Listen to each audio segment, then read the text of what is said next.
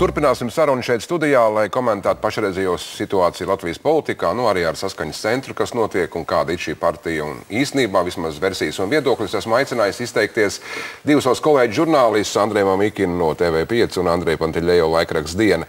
Andrej, es gribu vaicāt jums sākumā, kā cilvēkam, kas labi pazīst krievisko vidu un krievu diasporu.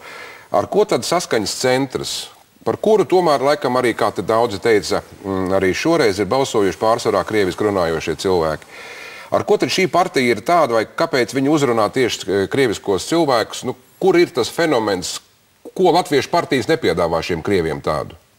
Viņi ir stereotipu līmeņi, viņi ir mūsu krievi pie varas, viņi ir gudri. Vienkārši mūsējie un viss? Mūsējie klauni, bet mūsējiem tad piedodams arī ir viss. Lai kļūdās, bet vienalga tie ir mūsu cilvēki. Un tad uzreiz var arī, ko nepiedos latviešiem, kuri dzīvo savā valstī, atkal es runāju par stereotipiem, kuriem bija savā valdībā, savas saimas un tā tālāk. Mēs krievi stāvējam maliņā. Tagad mēs iesim pie varas. Jā, bet es vienkārši saprotu, ka tas princips izvēlēties no visām tām, no tiem sarakstiem saskaņas centru, tiem, kas nav latvieši, ir tikai tāpēc, ka viņi nav latvieši tieši. Ka viņi tiešām saskaņas centrs nav latviešu partija. Ne tikai, ne gluži, jo viņi ir arī ar latviešiem. Tie ir krievi, kuri ar latviešiem, ar normāliem, ar atkal pļaunieku iedzīvoties stereotipu līmeņa ar normāliem latviešiem. Tev var būt, Andrej, savu versiju? Nē, es domāju, ir tie faktori, par ko otrs Andrejs teica, bet es domāju, nevajag aizmirst arī, ka tomēr, zināmā mērā, man liekas, krievu vēlētājs saskaņā redz zināmu garantu tam, ka viņu, zināmā mērā, etnosociālais stāvoklis nepasliktināsies Latvijā.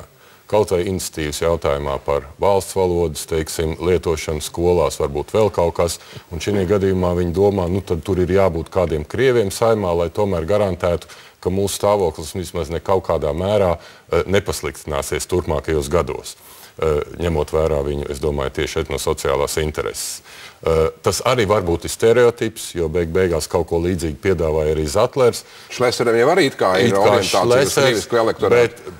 Beigu brīdī, kad tev jādara izvēle par šādiem jautājumiem, tad tu tomēr izdara izvēli par tiem, kuriem ir tā pati āda kā tev. Vismaz viņi tevi nenodos. Jā, es saprotu, savējais, lai arī kā spēlē futbola princips, kā teica Dozorcevs, lai arī kā spēlē, bet tas ir mūsējie, ja. Bet viena no tādām tēmām, kas pirms vēlēšanām bija, visu laiku jau gadus, bet pirms vēlēšanām īpaši kā karstais kartupels bija okupācijas jautājums.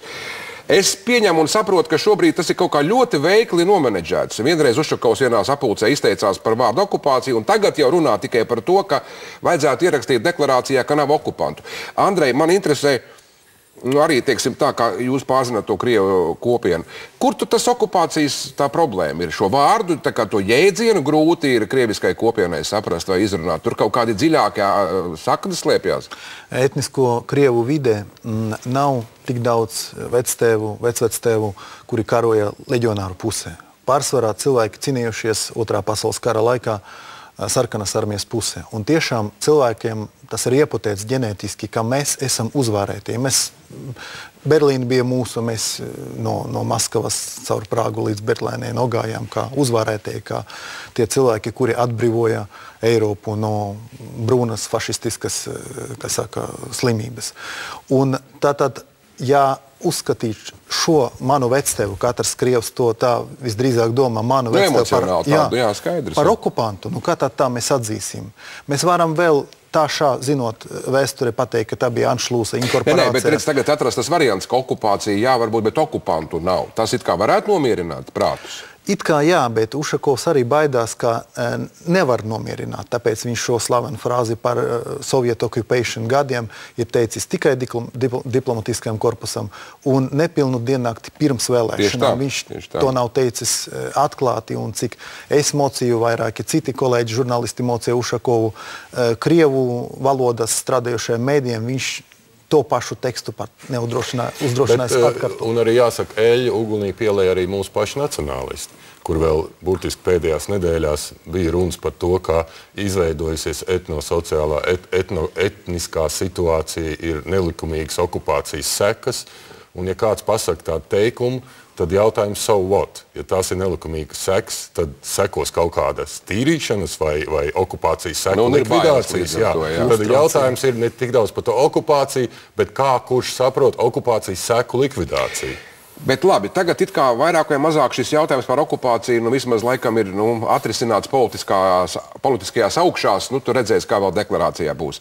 Kāpēc joprojām ir tik saspringta situācija jautājumā par to ņemt saskaņu valdībā vai neņemt? Mana hipotēze, ka šobrīd jau tā ir samērā klāja politiskā cīņa par ietekmi nākošajā koalīcijā. Tikai par ietekmi?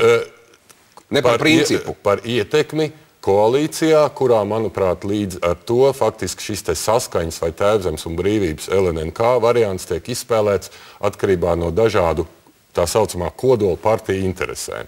Jo, manuprāt, ir skaidrs, ja veidojās koalīcija Zatlera partija Vienotība un Vienot Latvija TB LNNK, tad tā ir koalīcija, kurā dominē Vienot Latvija. Viņiem pieder zelta kārts, un faktiski Zatlera partija lielā mērā pazaudē savu reformista to vilkmi.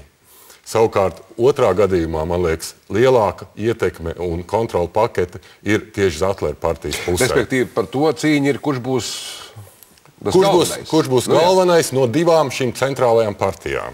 Un tad saskaņa tiek izmantot tāpēc jūs redzat tās interesantās pārmaiņas, ka, piemēram, pat Solvita Āboltiņa, kas pirms vēlēšanām, bija izteikusies, samērā vēlamā izteiksmē par sadarbību ar Saskaņas centru.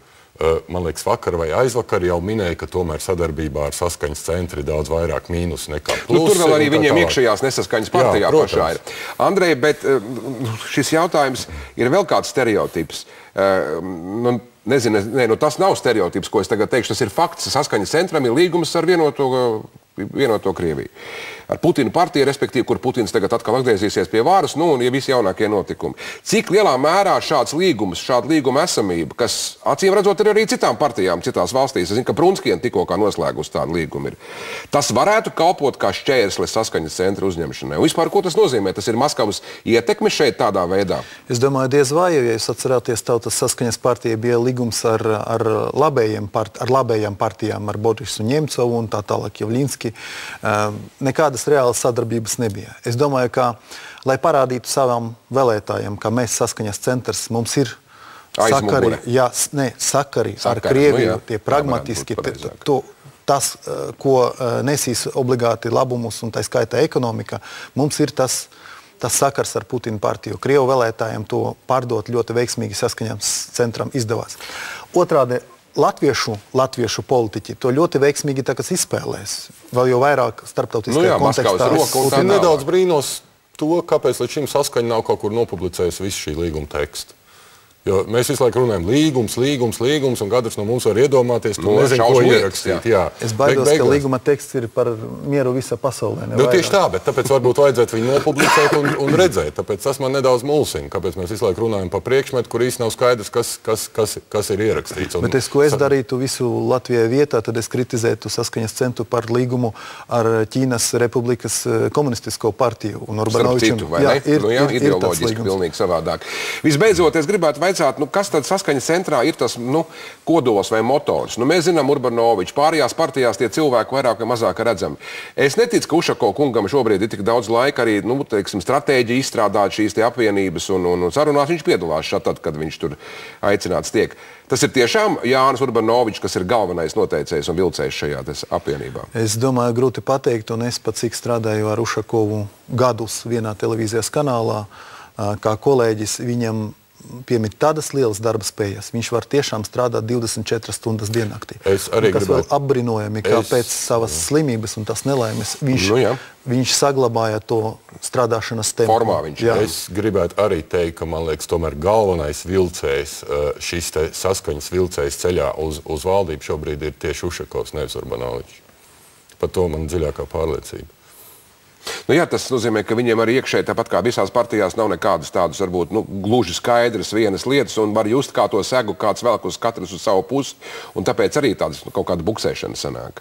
Nu, varbūt arī emocionāli Urbanovičs mazliet ir noguris. Nu, viņš taču bijis visas saimas, sakot no 5. saimas. Un ir vismaz kaut kāda komanda. Es pat esmu dzirdējis, ka viņš ir runājis par to, ka ja viņš ies uz valdību, tad viņš daļēji ņems savu komandu no Rīgas līdzi. Visādā ziņā interesanti notikumi varētu attīstīties. Paldies, ka atnācāt Andrejam Mikinam, saka Andrejam Panķiļejevam. Nu, es domāju, ka nākamās dienas, šī nedēļa jau nesīs ar vien jaunas un jaunas mums pavērsienus šajās koalīcijas sarunās un koalīcijas būvēšanas lietās. Skatīsimies, kā varbūt tiešām kāda no tām hipotēzēm, par ko mēs te runājām, varētu arī īstenoties.